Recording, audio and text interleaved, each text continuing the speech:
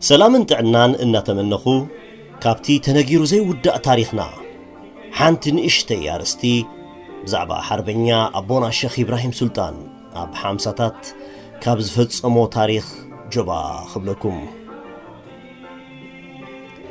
إذا حق أن يزانتا ويفتسامي كاب مصحف أين فلالة بدراسي عالم سجد تسفايت توسديو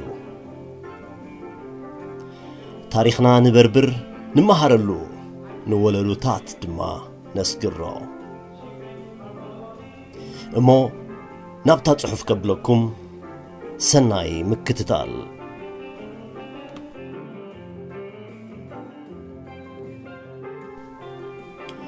إبراهيم سلطان اب قدمي بوليتيكاوي كوميتي بايتو حبرات هاجرات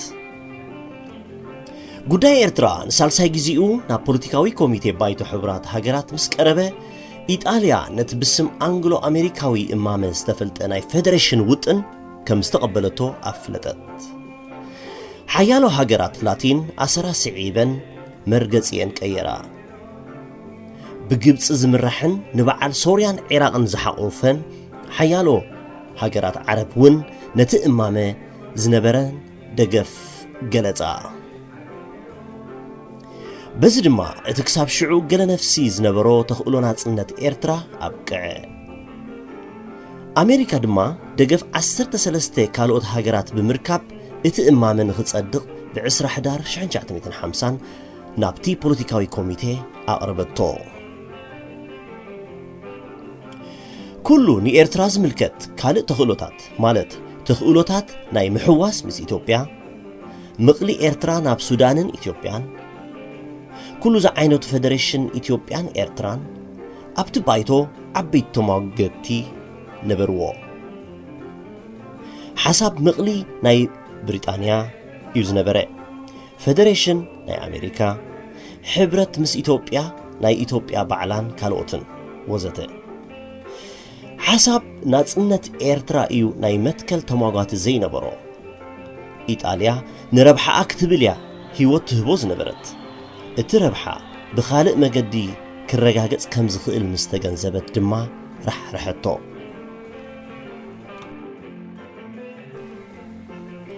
حبرت سوفيتن سعبتانون قدم ندسياوي سلفي إيطاليان محيال سنيحن دما قال بمنجدي إرترا أب أفريقيا مرقص اجري انترخبا ين دقيفن زرقايا زنبرا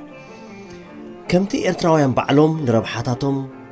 زكاتعو غيرو زكاتع وكالنات نت إرترا أبت بايتو أي نبرن أبتو قد إرترا نا بوليتيكاوي كوميتي استمحل لفلو قداماي سمون ورح 1150 وكلتي كأسري ناس نت شيخ إبراهيم سلطانن أتو ياسين باطوقن نزي رئيتو عبي حقواف نخملقو ناب ليك ساكسس تبقسو قدمي كاب أسمرا مبقاسهم جن أب ليك ساكسس زنبرو وكلت بريطانيا نخاطرفوهم فتنو أبطان بريطانيا زقتو فيزا زرخبولا علت نقابنت إذا اتسعب تليجرام كاب لأخ بريطانيا أب حبرات هاجرات سيرجي جيب ناب قدات وصائي لندن تلاكت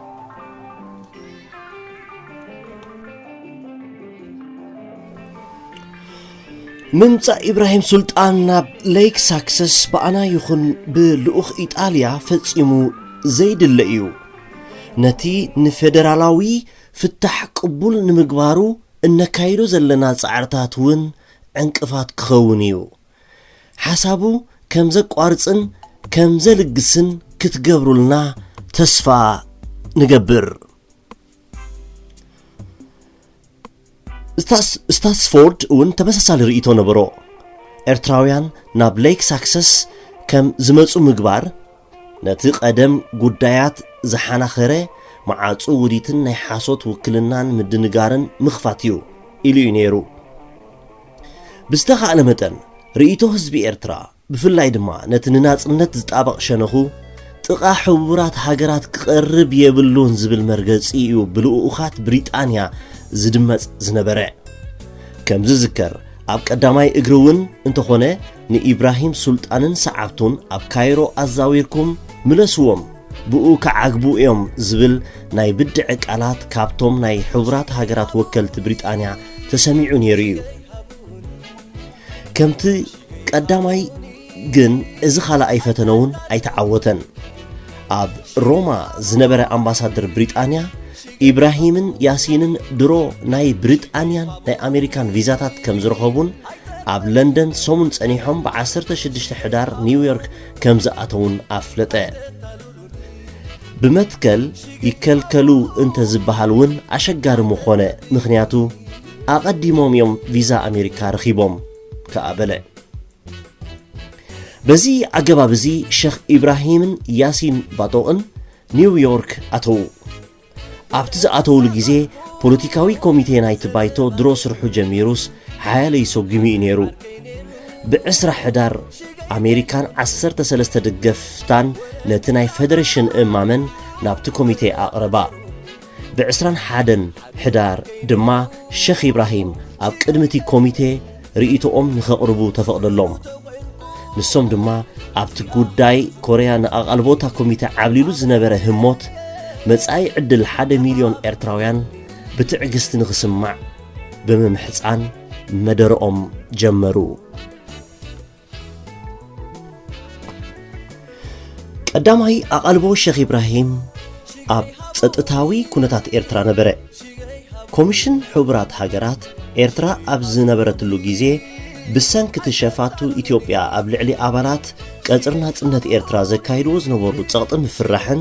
ኣብ ሓቀኛ ገምጋም ድሌት ህዝቢ ኤርትራ ከም ዘይበጽሐት ኣመልኪቱ ጠንቅናይዚ ድማ እታ ቀንዲ ኣዋፋሪትን ተቐባሊትን ሸፋቱ ብምዃን ንረብሓኣ ክትብል ሰላም ኤርትራ ትዘርግ ዝነበረት ኢትዮጵያ ምንባራ ኣረድኡ ብሰንኪ ዝጸረ ሰላም ተግባራት እዚ ህዝቢ ኤርትራ ናይ ናጽነቱ ድሌቱ ብዝግባእ ንኸይገልጽ ከም ዝተኸልከለ ብፍላይ ኣብ ከበሳ ድማ መራሕቲ ቀጽር ናጽነት ኤርትራ ኣብ ቀጻሊ ቅትለትን ፈተነ ቅትለትን ከም ዝነበሩ ገለጹ ከም መረዳእታውን ንቅትለት ኣዝማች በርሀ ገብረ ኺዳን ናይ ጉሕጭዓ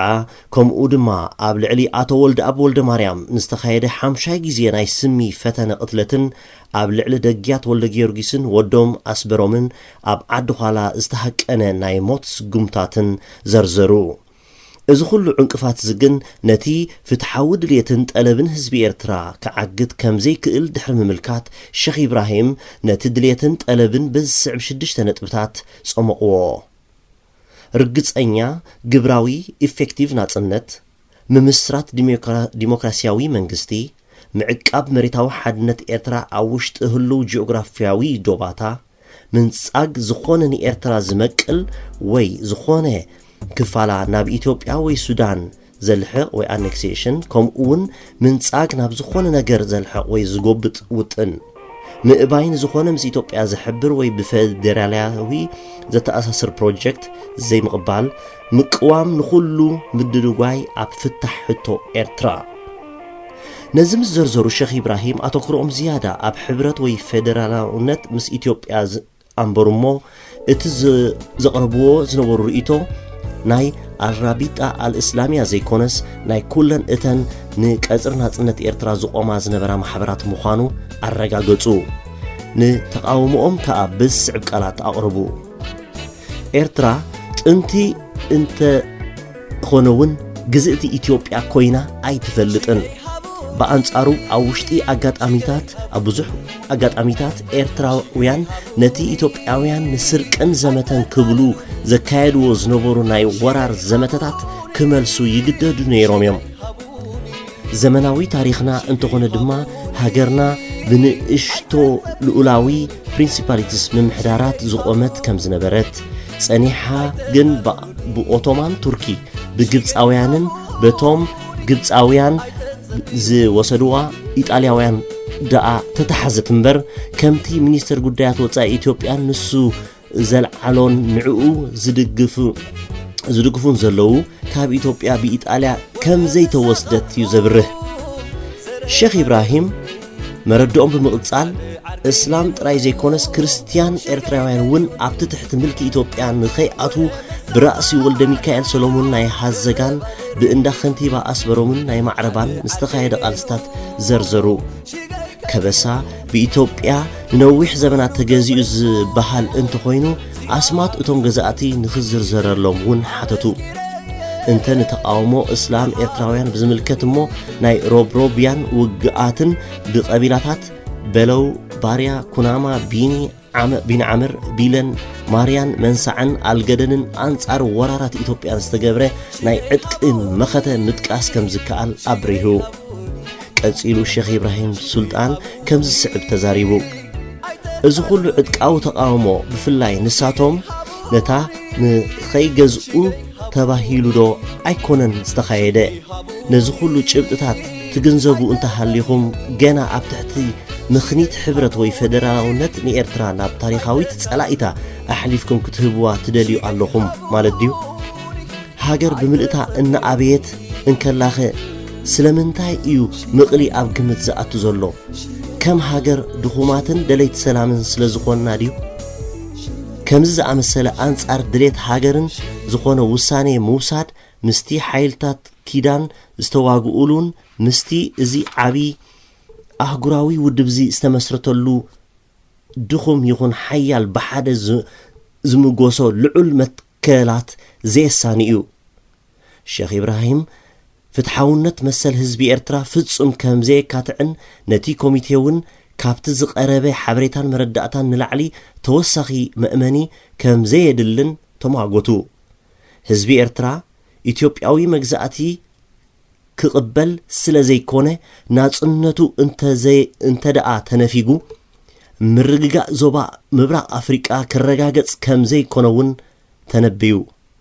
نتن كم إرترا جزءات إيطاليا زنبرا ليبيان سوماليان ناصنت أفكيدكا ني إرترا مخلكالا أدلو إيو ون بلاء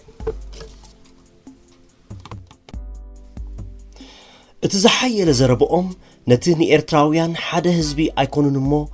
يمقلو وين إثيوبيا يوهابو زبل جمجام زهابو ملس نبرع أزس نناي إثيوبيا ميلا مسفحفح كقول بب زقرب زحفر مخنيتيو دحر مبال الشيخ إبراهيم نحدنت هزبي إرترا بز عبقالات تخلاخلولو أبيناي كفال ناي تاريخنا أب مونغو إسلامن كريستيانن مرأياتات ناي هاجراوي مفلاين جتشتن كم سرائي كنفلت مدلنا كم زز مسألة أفلوتون أمونغو هايمانتاوي بقطاتات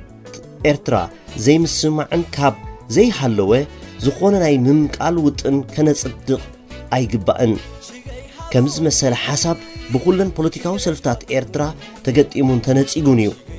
نحاد زي بحرياوي artificial كونت نمفتار إذا كوميتازي كم زمثلنا أي أسجدار سجوم نخوسد كسماما عيو إلنا كن أمن دما عين خيلن نتناي فدريشن حسابون بتماسس هالمجدي نتسقوا زي نتصر وطن ون أتمقوا كم تنحنا نردقو فدرال حبرت بدليت ناي كلت معر الأولوي مسألات زلون ناس هاجرات مبر أمونغو حنت ناس أن حنت خالق ناس إن تنفجاه هاجرات زفتسم أيكونن كم زز مسألة أنصار دليتنا نخنك قبلو إن إذا زلوا زلنا قدرنا تاوي فدريشن نحرمنت يهون الديمقراطياوي متكلات رئيس وساني زخبر أيكونن سم إرترا كابكارتا عالم كسرز مالت بهزبنا زتصور قداي أيخونيو الشيخ إبراهيم نتي إرترا بقوت أبا نفسها أي تخيلنيا زبل مجود شبتتاتهم بمقرب نتسقو نمحبر حبرت بخحبتن بجنزب إثيوبيا نزنك أساقسون سبات زمرح حبرت مس إثيوبيا مس أبيو مقلي زدقفة منشي زي مرقان مكران منبارون دريت هزبي كم زي وكلنون أردقو نخولوتي أبت كوميتي بأبارات زوهاب زنبرة نإرترا بقبو زي جمجم رئيتوتات دما حدا بحدا ملسلون مقوتوون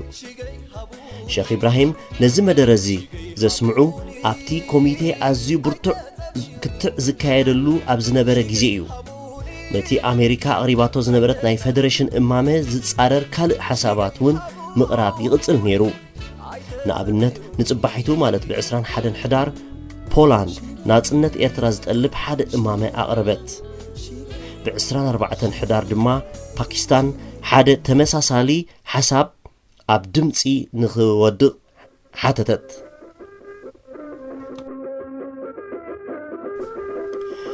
ብዘይካዚ ኣብቲ ኮሚቴ ዘይበረህ ሕቶታት ስለ ዝተላዕለ ሼኽ ኢብራሂም መሊሶም ብ27 ሕዳር ተጸውዑ እሞ ኣብቲ ክትዕ ንኽሳተፉን መግለጺ ንኽህቡን ተዓደሙ ቀዳማይ ሕቶ ንቁጽሪ ወይ ብዝሒ ቀጽሪ ናጽነት ኤርትራ ዝምልከት ክኸውን እንከሎ እቲ ካልኣይ ድማ ኣብ ቁጠባዊ ዝምድና ኤርትራን ኢትዮጵያን ዘተኮረ ነበረ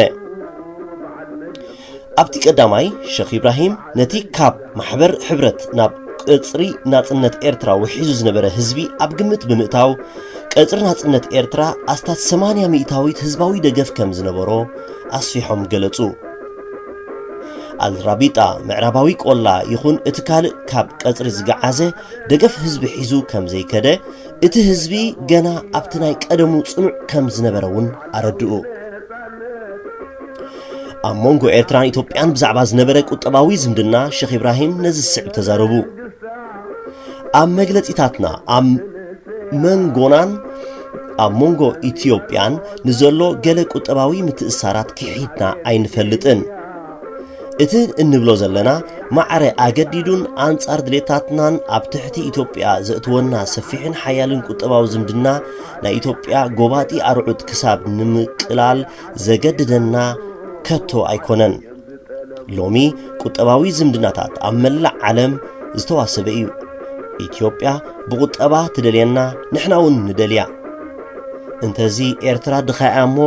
ካብ መሬት ኢትዮጵያ እያ ትቕለብ ሳፕላይድ ዝብል ጠቐነ ግን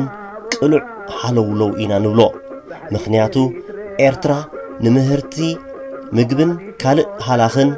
ሙሉእ ብምሉእ ካብ ኢትዮጵያ ተሞርኪሳ ኣይትፈልጥን ንመሰረታዊ ጠለባታ ዘድልያ ናይ ገዛእ ርእሳ እኹል ሕርሻዊ ምህርቲ ኣለዋ እቲ ካብ ኢትዮጵያ ብብዝሒ ዝመጽእ ጣፍ እንተኾነውን መብዛሕትኡ ህዝቢ ኤርትራ ከም ንቡር እኽሊ ዝጥቀመሉ ኣይኮነን ብዝያዳ ዕፉንን መሸላን እዩ ዝበልዕ እዚ ኸዓ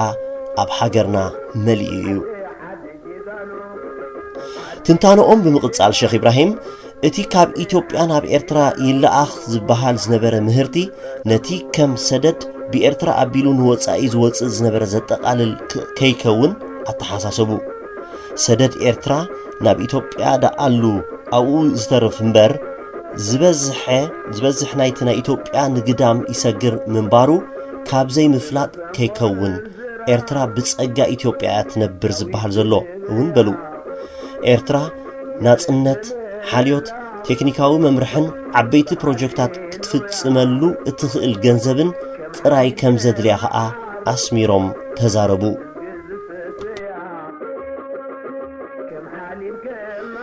ንናጽነት ኤርትራ ካብ ዝተባህለን ዝተጻሕፈን ቃላት እዚ ሼኽ ኢብራሂም ኣብ ቅድሚቲ ኮሚቴ ዝተዛረብዎ ካብቲ ዝሓየለን ዝመረረን ነበረ ኣብ ምዝዛም ናይዚ ካልኣይ መደረኦም ካብ ዝበልዎ ነዚ ስዕብ ጽማቕ እንጠቅስ ንኣባላት ናይቲ ኮሚቴ ክንደይ ካባታቶም ኣብ ትሕቲ መግዛእቲ ከም ዝነበሩሞ ክቡር ደም ዜጋታቶምን ዕምባባታት መንእሰያቶምን ኣወፍዮም ሰዊኦምን ናጽነቶም ከም ዝተጓናጸፉ ድሕሪ ምሕታት ሼኽ ኢብራሂም ልመኖኦም ወቐሶኦምን ኣቕርቡ ስለምንታይ ኢና ንሕና ነዚ ባህርያዊ መሰል ናይ ኩለን ሃገራት ዝኾነ ናጽነት ንኽላእ ዘለና ኣብዚ ሓደ ሕብረት ምስ ጓኖት ዝሓትት ንእሽቶ ጉጅለ ስለ ዘሎ ድዩ ሃገርና ጎረቤት ናይ ሓንቲ ኣንጻር ድሌት ህዝብና ክትጎብጠና እትደሊ ዓባይ ሃገር እያ ንሃገርና ዝገዝእ ዘሎ ምምሕዳር ንሃገርና መቒሉ ብውሑድ ሓደ ክፋላ ናብ ኢትዮጵያ ክቁርን ዝደሊ እዩ ክልቲኦም ዞም ወገናት እዚኣቶም ነዚ ናይ ናጽነት ሓሳባትና ዝድግፉ ኣይኮኑን እቲ ናይ ሕብረት ጉጅለ ኣብዚ እዩ ጠጢዑ ዝወሓደ ማይኖሪቲ ድማ እዩ ስለምንታይ እዩ ኤሮጳዊ መግዛእቲ ዝብዳህን ዝግጠምን ዘሎ ብኣፍሪቃዊ መግዛእቲ ንኽትካእ ድዩ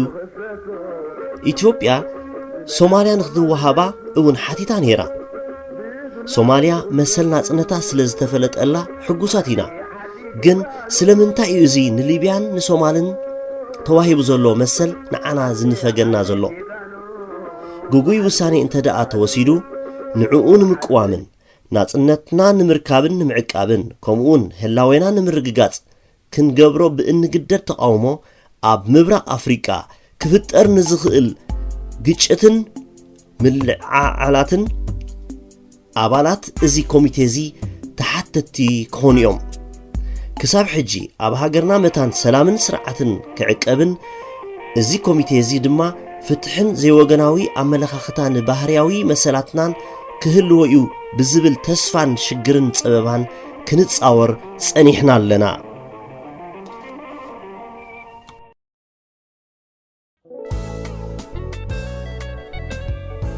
ነዚ ተነባይ ቃላት እዚ ድሕሪ ምዝራብ ሼኽ ኢብራሂም እቲ ኮሚቴ ውሳኒኡ ብንጹህ ሕልናን ኣብ መትከላት ፍትሕን ሓቅን ተመርኪሱን ንኽህቦ ተላብዮም መደረኦም መግለጺኦምን ወድኡ ብሓቂ መደረ ሼኽ ኢብራሂም ኣብ ቅድሚቲ ኮሚቴ ብምሉእ እኳ እንተ ተሰምዐ ተቐበልቱ ውሕዳት እዮም ዝነበሩ እቲ ናይ መወዳእታ ውሳኔ 5 መዓልቲ ጥራይ እዩ ተሪፉ ነይሩ እቲ ዝምከር ተመኺሩ ዝዋደድ ድማ ተዋዲዱ ነይሩ ማለት እዩ መደረ ሼኽ ኢብራሂም ንመጻኢ ትውልዲ ኤርትራውያን ንመጻኢ ቃልስታት ዞባ ቀርኒ ኣፍሪቃ ዝኣመተ ስለ ዝነበረ ሕጂ ተመሊስካ ክርአን ከሎ ብስለቱን ተነባይነቱን ዝያዳ ይደምቕ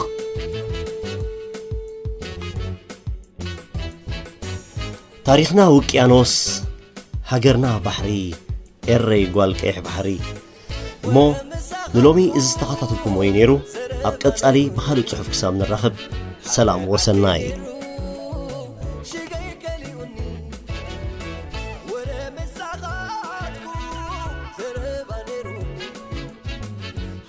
عركي نيرو